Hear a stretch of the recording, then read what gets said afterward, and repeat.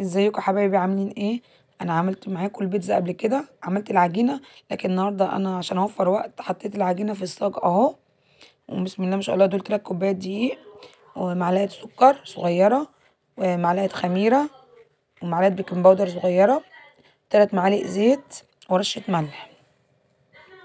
ودي ده ربع جبنه شيدر، وطماطم مخرطه صغيره، وفلفل ده رومي على حراق ميكس يعني. ودي صلصة مكرونة، أو دي صلصة مكرونة أو صلصة محشي، أي صلصة عندك متوفرة اعملي بيها. دلوقتي أنا فرطت العجينة أهو في الصاج زي ما انتوا شايفين، وهنضيف عليها الطماطم. الأول هحط الصلصة، المقادير كلها. دي بقى كانت رقة عندي كده بتاع صدر فرخة، عملته ببصلاية كده اهوت عشان دي طعم. وبرضه هنحطه على البيتزا بتاعتنا. أنا عيالي بيحبوا البيتزا وطلبوها مني بالليل، وبنتي طلبتها وأنا ما كنتش عارفة أعملها فعملتها لها بالليل سريعة كده. كده نزلت الصلصة اهي على العجينة وافردها كويس زي ما انتوا شايفين كده حبايبي اهو. فردنا الصلصة على العجينة كده، فرديها كلها.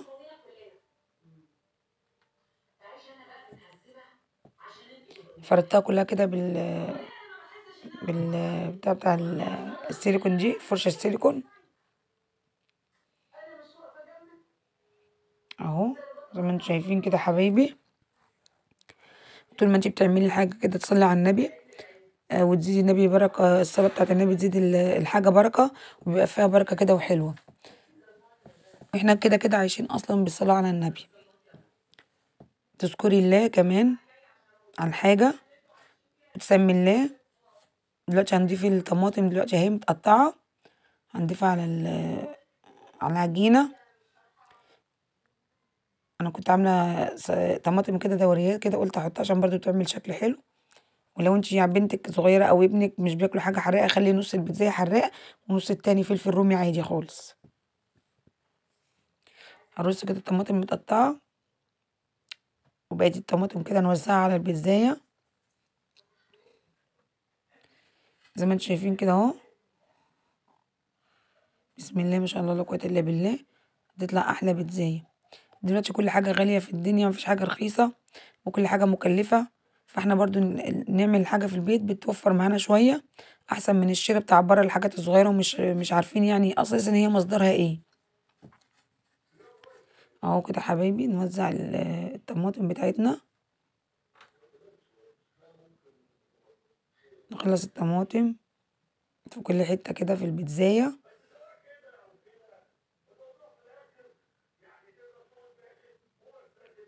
كده اهو. شايفين كده في كل حتة اهو.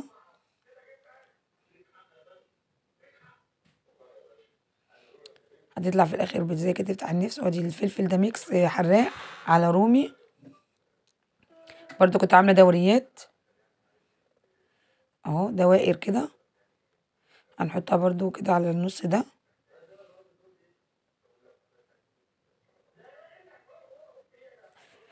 اوزع الفلفل كله حراق على بارد، بيدي طعم حلو وشكل كمان جميل.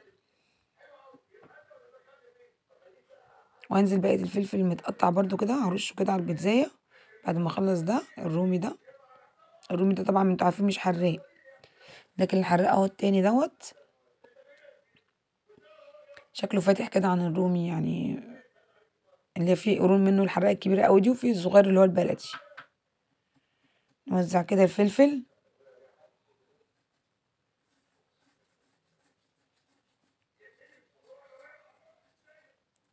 كده. كمية الفلفل اللي معايا اهو قربت تخلص، هحطها كلها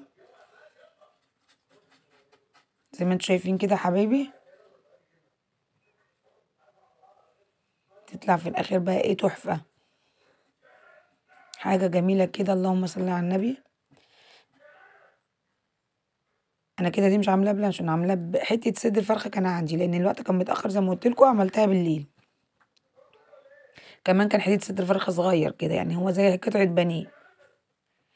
احط كده في كل حتة برضو اهو زي ما انتوا شايفين يا حبايب قلبي. هنخلص كمان حتة الصدر ديت اللي بنحطها على الصاج، ونروح جايبين الجبنة الرومي بتاعتنا انا قربت اخلص اهو. اهو زي ما شايفين الصاج كله كده متوزع عليه الحاجات ازاي.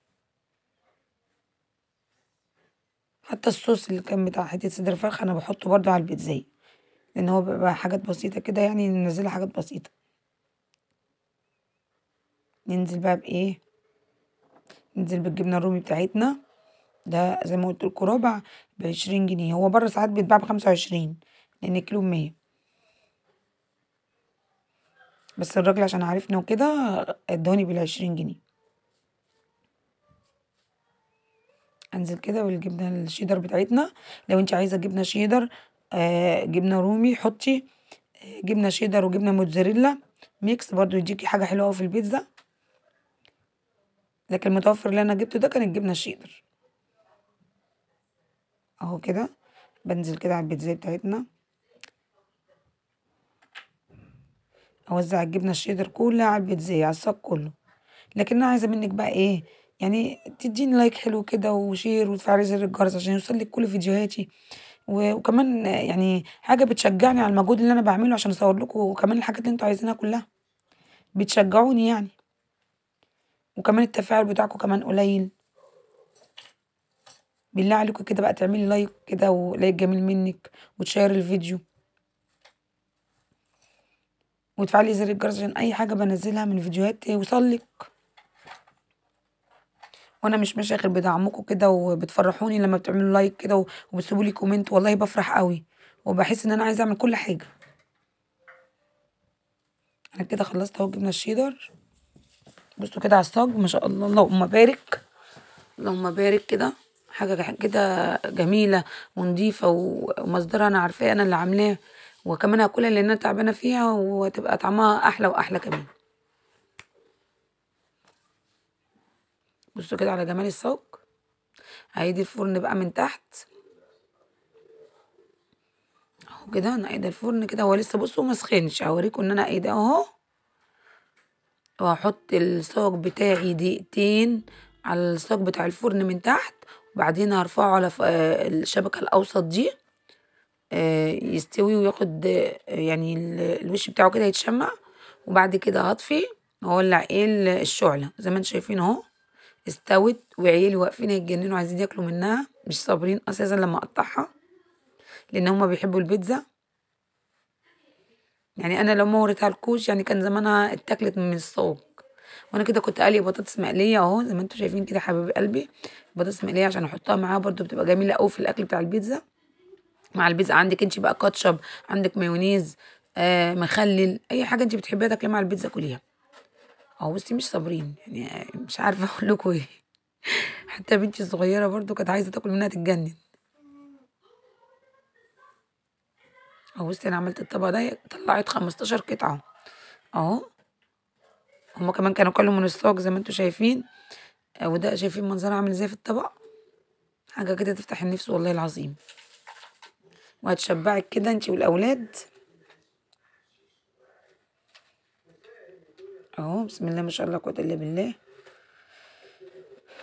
اي حاجه بنعملها في البيت بتبقى حلوه وطعمها حلو وفيها بركه، وبنسمي الله عليها، وحاجتنا بتبقى نظيفه، والبطاطس بتبقى مقليه جنبها كده مقرمشه حلوه. يعني تخليكي كده تاكلي كده وتشبعي.